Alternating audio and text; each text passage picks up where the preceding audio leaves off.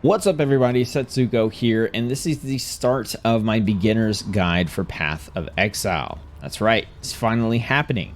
Now, before we get started with all this, I want to make some declarations right up front. First off, I'm doing basically what I've done for my WoW guides in the past, which is I'm starting from scratch, assuming you don't know anything really about the game and that you're looking to learn and get into it. This means you're not going to find like advanced strategies and tactics here yet. You're not going to find meta builds and all that kind of stuff. You're going to find, hey, here's how to do A, B, and C, not A squared, B squared to the root third, you know, and nothing crazy like that. If you're looking for meta builds and all that stuff, you're in the wrong spot. If you've wanted to try Path of Exile, or you've tried it and you found it to be kind of overwhelming and you've kind of gotten lost and you wish that someone was there to help you out, this is going to be the series for you. Now, Path of Exile is a huge, sprawling game with a ton of stuff going on, and so it's hard to pick a place to start because it feels like no matter what, I'm always going to be leaving things out.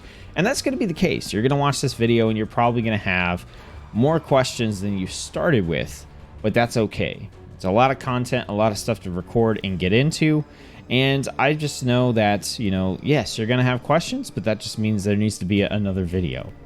So when trying to figure out where to start with this, there's a lot of places you could go. What about this? What about that? The systems, the gems, all kinds of stuff. And so when thinking about this, I wanted to start and try to tackle these problems in the order I think that they will come up as you start to play the game.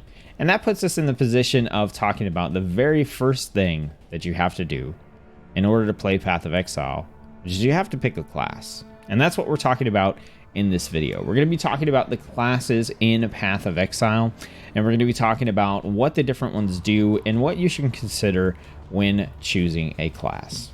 So, with no further ado, let's jump in and let's get started with that. So we're going to be referring to the wiki, the Path of Exile website, and we're also going to be looking at some stuff in game to cover this for you. Once again, this is just going to give you a baseline understanding, and there's going to be a lot of questions you have, but I hope at the end of this video you can pick a class and just sort of go for it. So let's switch over here and take a look at the wiki. Now, my first piece of advice for you for Path of Exile is just pick a class and go for it. Exactly what I just said. When you're first starting out, just pick something. Pick something that sounds cool.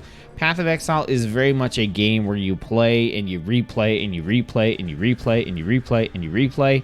So don't expect your first character to be perfect. Don't expect to understand it. Just pick one and get into the game with the understanding that you're either going to continue to play that class for a while because you want to just stick with the same character. Maybe you're not an alt person like I am, or you might want to scrap that character and rerun a different one.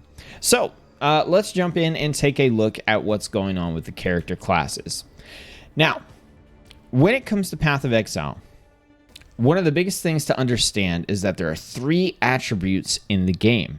There's strength, dexterity, and intelligence, and each one of those attributes is associated with a particular color. So if we go here and we check out our in-game passive tree, don't worry about this. You don't need to worry about what's going on here. We're just going to look at some colors and stuff. We can see that if we scroll in, there's all these different little nodes, these little dots. And these ones here that kind of have the plus symbol in them and are colored are just basic stat boost dots.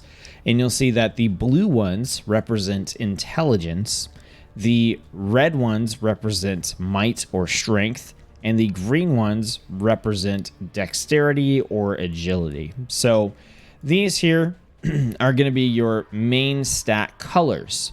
And when you're choosing a class, you choose a class that kind of, I would say, specializes in one of these colors, but doesn't necessarily have to stick to those colors.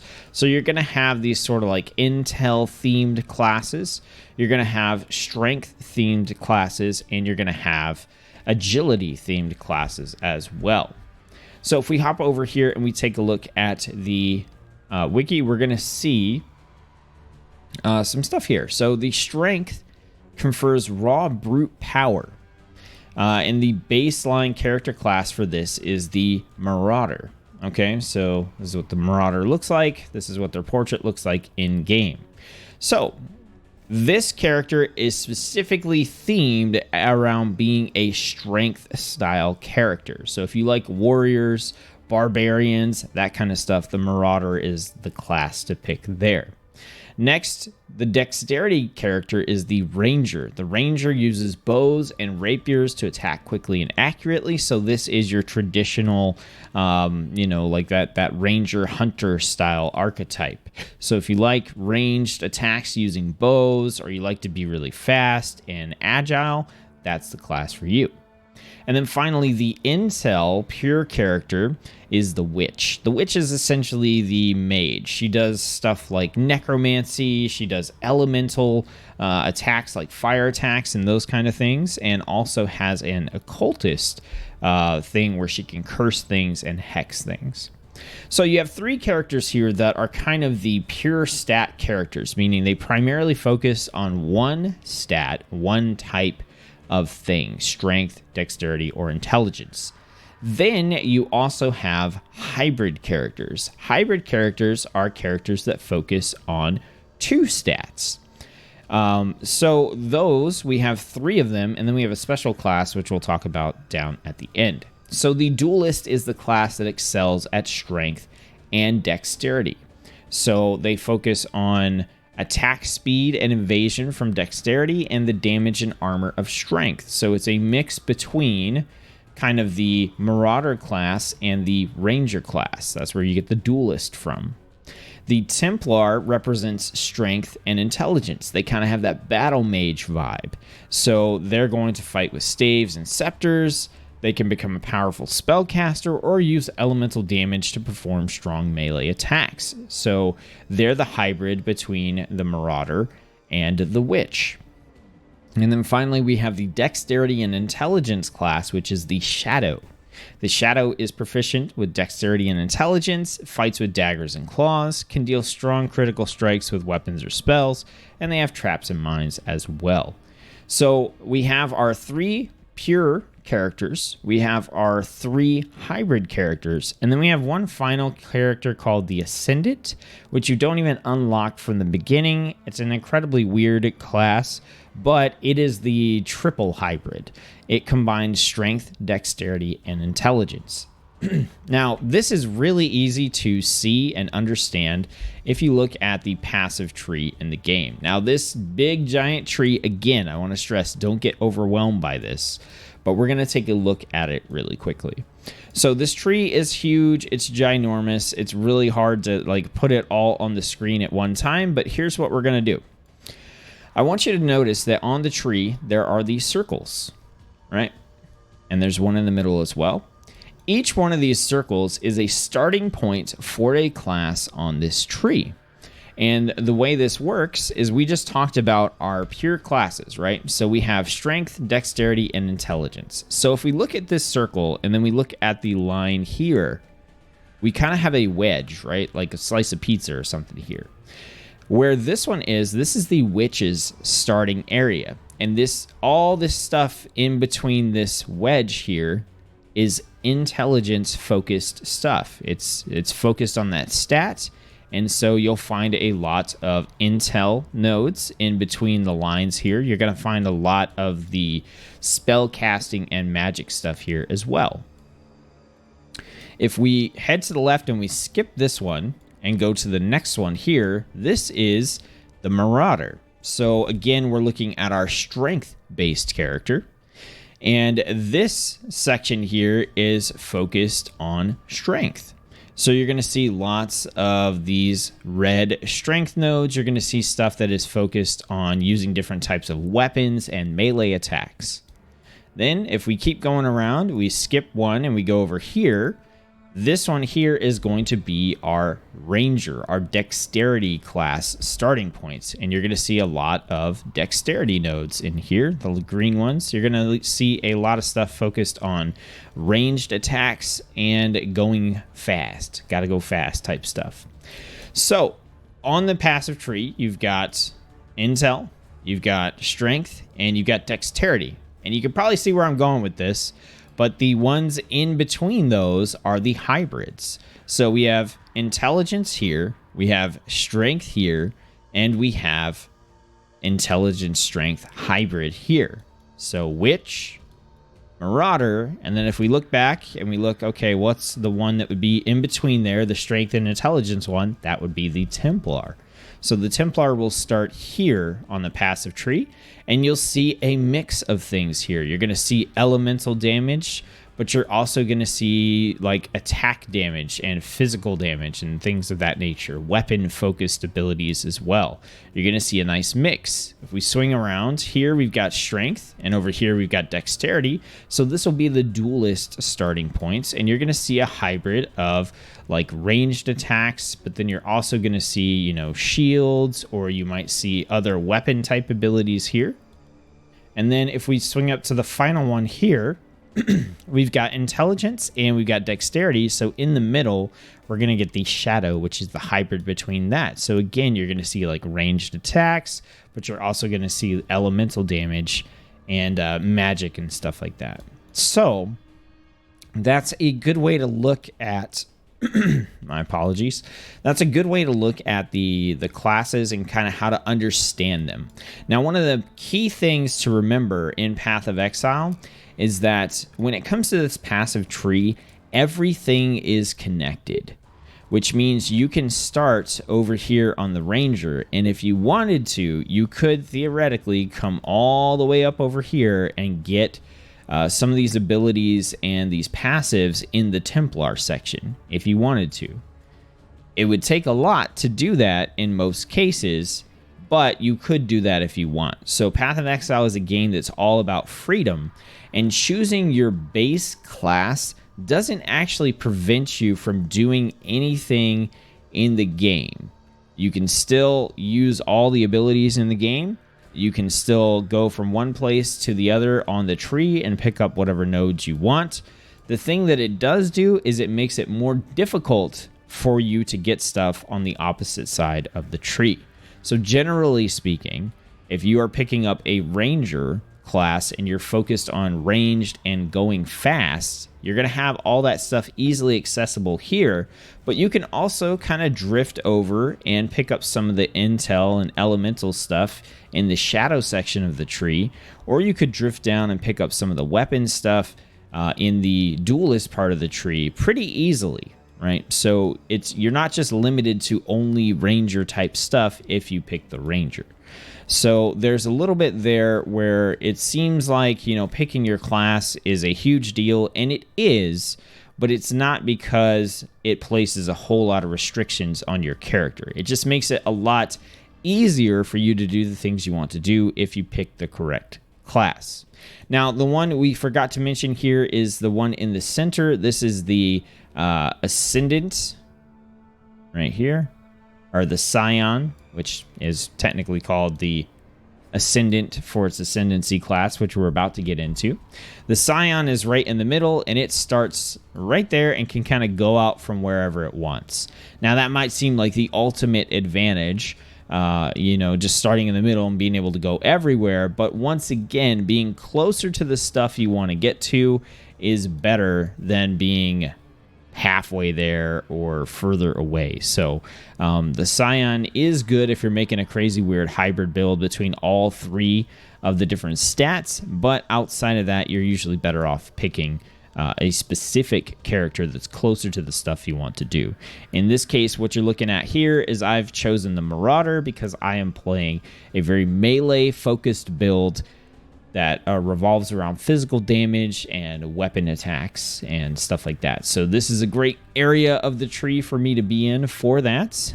If I wanted to do something with elemental damage and stuff like that, I might want to consider the Templar or the Witch, but technically I could start here on the Marauder and I could move up and into the Templar section or the Witch section and kind of make that elemental stuff work if I needed to. So we're going to talk about the next aspect of choosing your class, and that is Ascendancies. So in Path of Exile, when you choose your class, we just talked about how it puts you in a certain section of the tree so that you're closer to things that are themed around that class. So if you're going into the game and you're like, man, I really want to pick a class, I don't really know what to do, think about those aspects we just talked about. If you want to pick a strength-based character that's just slamming things real hard with melee attacks and that kind of stuff, your best bet is to pick the Marauder. If you're like, yeah, I like that idea, but I kind of want to be fast a little bit too, then check out the Duelist, right? If you're like, oh, I like that idea, but I want to be like a battle mage, I want to use some elemental attacks and stuff, then you're looking at the Templar. So kind of pick a place to start from, you know. If you want to be a mage, caster, magic type character, then okay, you've got the Witch for that. But if you're like, I want to do that, but I also want to be sneaky and fast, like I don't want to just stand there and, you know, shoot fireballs, I want to like whip around and, you know, maybe stab people with fire daggers or something, then you're looking at something like the Shadow, or once again, if you're like, hey, I want to do that battle mage thing, you've got the Templar. Or if you're like, hey, I really like the Hunter Ranger type stuff, then you've got the Ranger here. If, again, you're like, hey, I want to do that, but I want to be sneaky and do some magical type stuff, once again, you're back on the Shadow. And then, again, if you're like, well, I kind of want to do that, but I want to be fast, maybe I want to dual wield, use some weapons, you've got the Duelist. You get the idea, I hope, here. So again, focus on the stat that emphasizes your playstyle, right? So if you like being brutal, focus on strength. If you like being fast or ranged, focus on dexterity. If you like the mage caster thing, then focus on intel. And then you can pick a flavor with a hybrid character, or you can go for that pure stat. That is what I would recommend that you do for your first character on Path of Exile. You just think purely about the stats and the theme of the character you want to play, because even though you can do all kinds of crazy stuff in Path of Exile, your life is going to be easier if you are already in the section of the tree that corresponds to the stat for what you want to do. So there's a step beyond that, and that is the Ascendancy classes. So in Path of Exile, each one of these classes, Marauder, Ranger, Witch, Duelist, Templar, and Shadow, at a certain point in the game, they are able to ascend and basically turn into a subclass. Okay, so let's take an easy example of this. You know, let's say that you're playing a game where you have a hunter, and at a certain point, let's take World of Warcraft, for example. You have a hunter, and eventually you get to spec into one of the talent trees, and you can be a survival hunter, you can be a beast mastery hunter, or you can be a marksmanship hunter, right? There's 3 different hunters types that you could be. You're always a hunter, but you can spec into one of those types. It's a similar thing for Path of Exile, where each one of these classes at a certain point gets to spec into a subclass, a talent tree of sorts. Now, the big difference between Path of Exile and a game like World of Warcraft, it is a lot harder to change your ascendancy, to change your subclass, and it's a lot harder to respec the talent points that you put into that class, and the talent tree is not as large as it is in a lot of MMOs and other games. So we're going to take a look at that right now, and we're going to talk about these ascendancies, but we're not going to get super in depth with them. I mainly want to show them to you here so that you're aware of them and that they are a factor to consider when you're choosing your class. Maybe you're on your 3rd, 4th character or so. And just to kind of give you some more flavor for what each class is about. So we're going to click over here. This is the Path of Exile website, pathofexile.com/ascendancy/classes. So we're going to start going in the order of our pure characters here. So we're going to scroll down and we're going to find ourselves the Marauder. Okay, so the Marauder has 3 ascendancies: the Juggernaut, Berserker, and the Chieftain. Now, just to show you in game, when you are looking at your passive tree, there's this little arrow right here, and this pops out your subclass passive tree. So if we look at this, like I'm obviously playing the Marauder, like I mentioned, and we can look right here, and I'm playing the Berserker. So if I were to click on this, you'll see that the Berserker tree pops up, and I can take a look at that. So that's kind of what we're going to glance at here. So, the Marauder, the strength-based class, has the Juggernaut, Berserker, and Chieftain.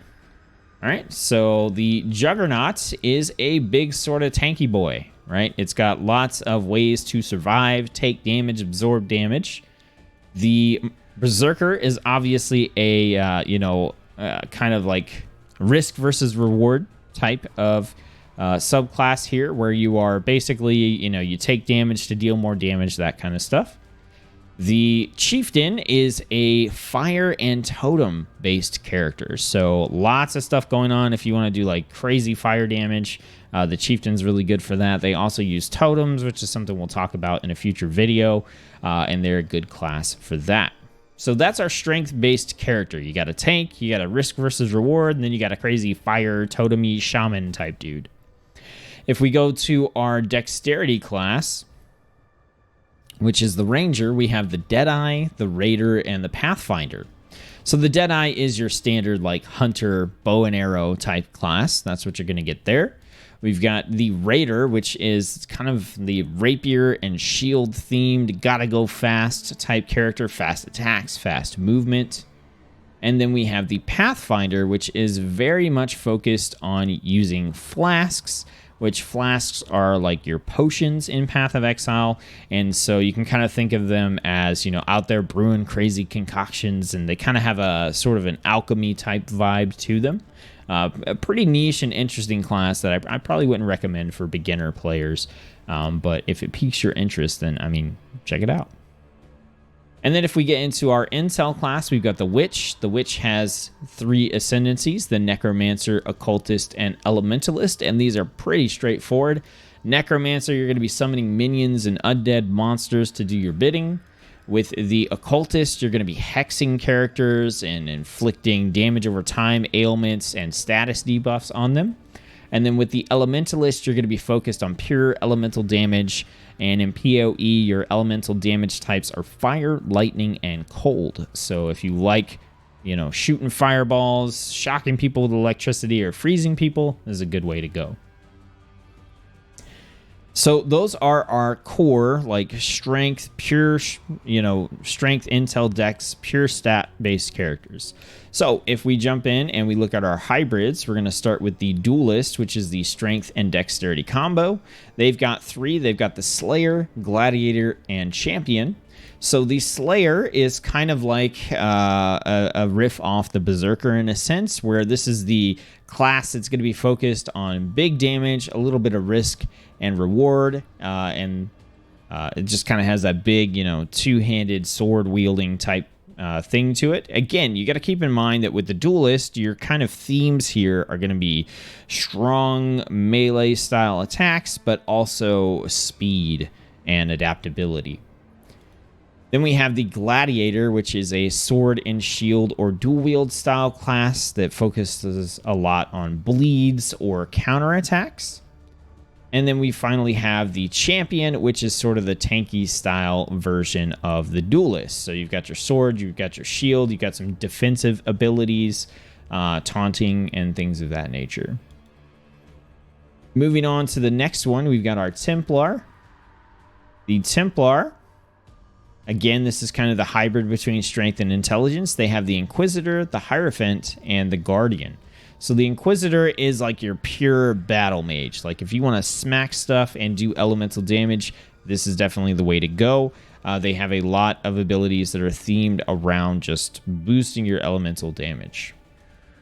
Then we have the Hierophant. The Hierophant is focused a lot on totems and brands. And again, these are kind of a little more advanced concepts and mechanics that we'll get into later that don't have necessarily a parallel in other games. Totems are kind of like shaman totems in World of Warcraft, but a lot more involved. You don't just poop them out and like get a buff from them. There's a lot more going on there. But they have a lot of that theme going on, brands and totems. And then the Guardian, again, is kind of like the tanky style class that you get with the sword, the shield, sword and board type stuff here. And they've got a lot of things that provide them with more defense and also let them work together with allies to provide buffs and bonuses. Moving on to the final hybrid class, we have the Shadow. And the Shadow has 3 Ascendancy classes, the Assassin, the Saboteur, and the Trickster. So the Assassin is kind of that stealth rogue type character, focuses a lot on poisons, damage, critical strikes. The Saboteur focuses on traps, mines, bombs, explosions. Again, that's sort of another PoE specific type mechanic, but if you think of like hunter traps on steroids, you kind of get the idea. And then the last one here is going to be the Trickster. The Trickster has some damage over time stuff going on. They also have a lot of evasion and things of that nature. A little bit more of a complex sort of ascendancy class as well. So the final one that we have is the Scion. The Scion only has one ascendancy class called the Ascendant.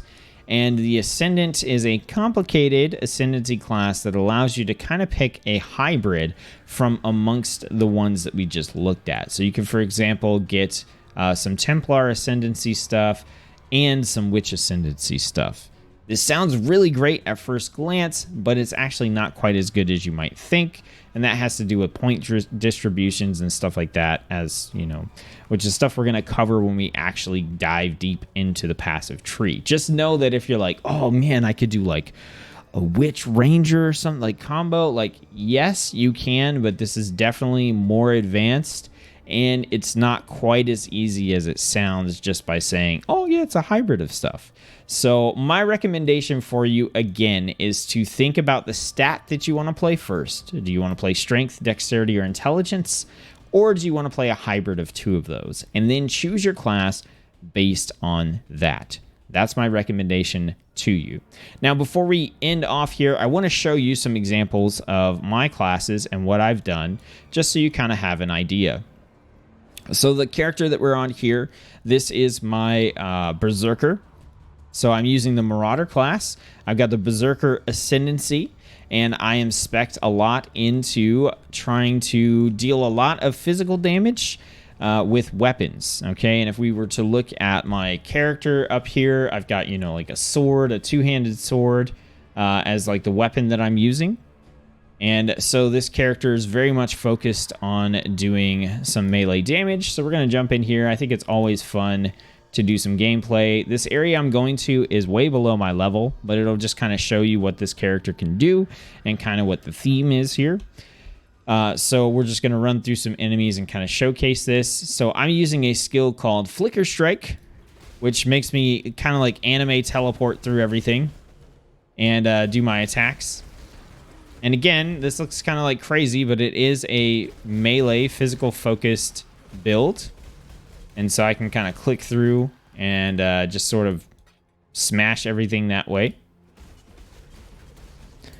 So that's this character. This is a very melee-focused character. This is a strength-based character that I'm playing. And I tend to gravitate towards the strength characters and a little bit the intel characters more than the others. And if you've seen me play World of Warcraft, you know that obviously makes sense. I like the warrior class more than the other classes. But that's this character. And then if we jump in, I'm going to show you two more characters before we take off here. So next is my Witch. So this is a pure intel-based character. So I've got the pure strength there with the Marauder. I've got the pure intel here with the Witch. Now this Witch character is, as you can see, up here in this sort of intel section of the tree, but I've also gone over into the Templar and over into the Shadow a little bit as well.